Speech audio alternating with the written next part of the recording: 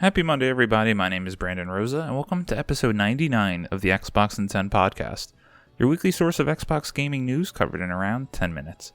Every Monday, this podcast covers new game releases, the previous week's gaming news, and we all learn an Xbox-related fun fact together. This show is on YouTube and podcast services around the world, so please subscribe on your favorite and leave a review. Xboxin10.com, no numbers, is your quick source for links to all of our podcast destinations and social media profiles, which you can follow at Xboxin10. To start, let's talk game releases. The big games out last week were Night Squad 2, Super Meat Boy Forever, and MLB The Show 21, which is also on Xbox Game Pass.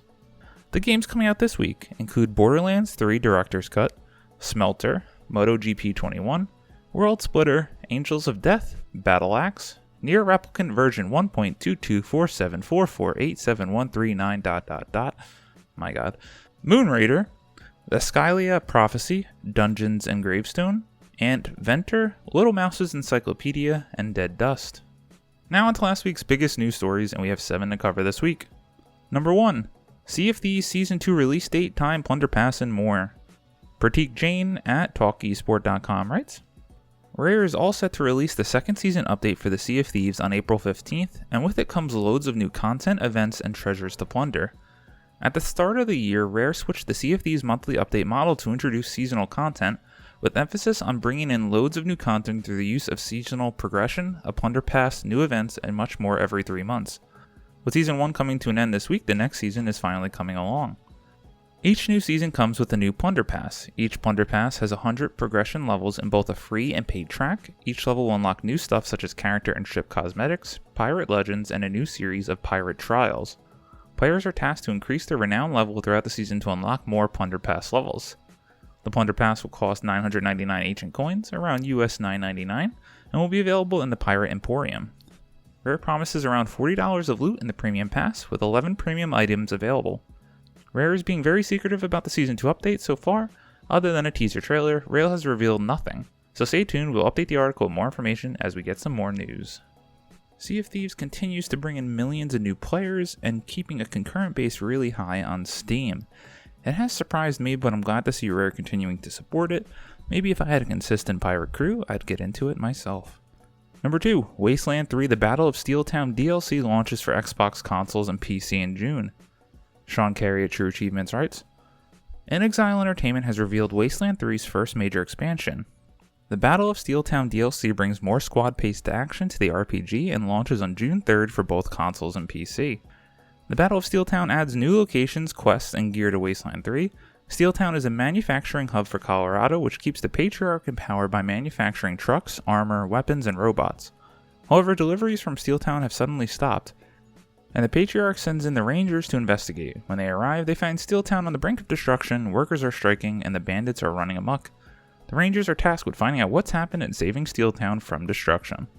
The Battle of Steeltown adds new enemies, weapons, armor, and work map encounters.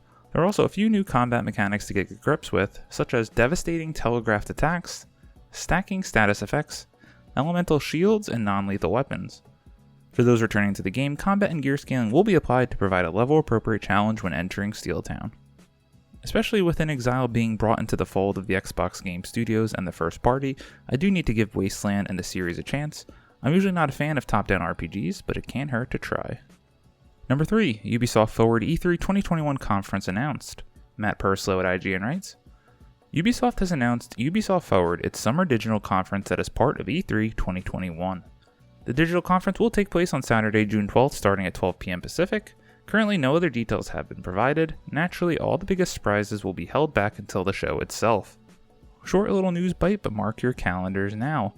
So excited to see this on a weekend, and that E3 is going to be properly brought back this year, it sounds like, with all the major partners in play.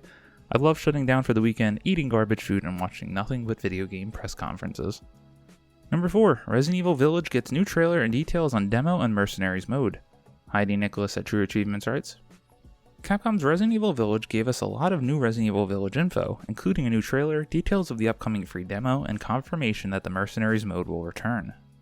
Along with a new trailer that gave glimpses of Chris Redfield, an underground area, and some sort of water monster, Capcom also confirmed that beloved fast-paced, action-packed extra game mode, The Mercenaries, will be available after you complete the main game in Resident Evil Village.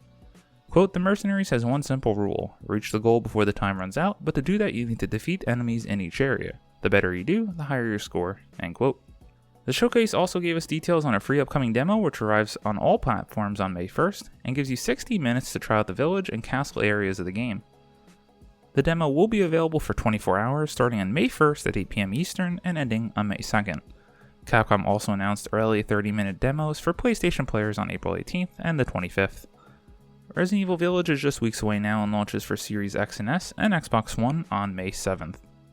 As I'm currently in the process of a big move, I can't believe I won't be able to play this game at launch. The Resident Evil games are one of my favorite franchises of all time. I'll have to wait on this game a bit, but even if I wasn't, I don't think I'd play the demo at this point. I've seen all that I need to, I just want to get my hands on the game. Number 5. The Mass Effect Trilogy Remaster comes with a fun photo mode. Cass Marshall at Polygon writes, "The Mass Effect Trilogy takes players in a wide variety of stunning locations from icy mountains to vast alien civilizations. Now Shepard can stop and smell the roses a little more because the upcoming remaster of the game, Mass Effect Legendary Edition, will include a photo mode." Mac Walters, the project director for the Mass Effect Legendary Edition release, shared the feature with a tweet. The example image shows the beloved companion Garrus on the planet of Ontaram. An additional tweet by technical design director Brennan Holmes confirmed that all 3 games on all platforms will contain photo mode, meaning the players can stop and snap away at most points in the game. You can't stop a cutscene to take photos, unfortunately, as the feature only works when the player is able to hit pause. I cannot wait to sink 100 plus hours into the Mass Effect Legendary Edition. Mass Effect 2 is one of my top 3 favorite games of all time, and photo mode just makes it that much sweeter. Number 6. Hitman developer opens new studio to work on Hitman, Project 007, and an unannounced game. Jordan Allman at IGN writes, "Hitman series developer IO Interactive has opened a new Barcelona studio which will work on Hitman, Project 007, and an unannounced new IP. Revealed in a blog post on the IO website, IO Barcelona will be the company's 3rd studio after IO Copenhagen in Denmark and IO Malmö in Sweden. IO Barcelona will work on all of IO's ongoing projects. Quote, "All 3 of the IO Interactive studios are treated as elite studios and will each make a significant impact to ongoing development and publishing efforts across all projects," end quote, reads a press release. The Spanish studio will be located in the center of Barcelona and hopes to establish a studio culture that will attract top talent from around the world. The blog post also comments broadly on the studio's future projects, with more to come from the Hitman universe, developing and publishing the first James Bond original story, and a brand new IP in active development. The future for IO Interactive is exciting as it has ever been. Another series in Hitman that everyone loves around the world, I just have never given it a chance. I used to love the 007 games back in the day, so I'm excited to see what they can do with the license. Time will tell, and hopefully we see something from it by next year. And number 7, Warframe for Xbox Series X and S available now. Tom West at True Achievements writes, "You can now play an optimized version of Warframe for Xbox Series X and S, bringing 4K 60, a new audio system, crossplay, and more.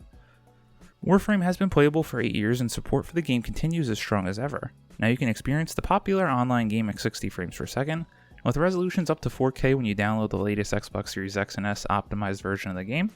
Loading times will also be improved, as with any optimized game. Don't worry about not being able to play with your friends who are staying with the Xbox One version, as cross-generation play is supported. Along with the visual improvements, audio has also been upgraded. The new Impulse Response Reverb system enables greater richness within the Warframe universe. It allows the game to have more detail, greater sonic depth, and a large variety of spaces, all while shrinking the audio file sizes. Warframe for Xbox Series X and S can be downloaded now, and you can experience a new questline to make the most of the improvements. Warframe is just one of those games that if I had more time in the day, I think I would absolutely get into. I tried it and really liked the gameplay, but the systems and everything involved with trying to learn the game just overwhelmed me and I never came back to it. As always, we end our show with a fun fact about Xbox, and this one is about Xbox Game Pass and the Alexa. Tom Warren at The Verge writes, "You can now ask Alexa to download Xbox Game Pass games. Amazon is now allowing Xbox owners to download Xbox Game Pass games using Alexa. The feature doesn't require Alexa users to immediately install a skill, and it can be evoked by saying, 'Alexa, download game from Xbox Game Pass.' If you've already linked Alexa to your Xbox, then the digital assistant will find the game and install it to the linked Xbox automatically. You can now also ask Alexa what's new or popular on Xbox Game Pass and even find out what's leaving the service soon. If you haven't already linked Alexa to an Xbox, then you'll be prompted to set up the link when you attempt to download a game with your voice for the first time. This will require the Xbox skill to be installed through the Alexa app. Really cool to see more functionality coming to this, Alexa, and the Xbox. I just love that they give options for all these systems to interact. And personally, I just use the Alexa to turn on my Hue Sync lights, which attach to my Xbox, and I love very much. Thank you all for listening to the Xbox in 10 podcast, your weekly source of Xbox gaming news covered in around 10 minutes. If you like the show, please subscribe on your favorite podcast service, please leave a review, tell your friends, and follow on all social media at Xbox in 10. This past week, as I'm continuing to move, I really haven't had any time to play games. I popped into a few touch-enabled cloud games on my phone just to see how they would work, and I'm surprised how well that system still works. My name is Brian Rosa, you can follow me on Xbox at Brosa93, hope you all have a great week, stay safe, and keep on gaming.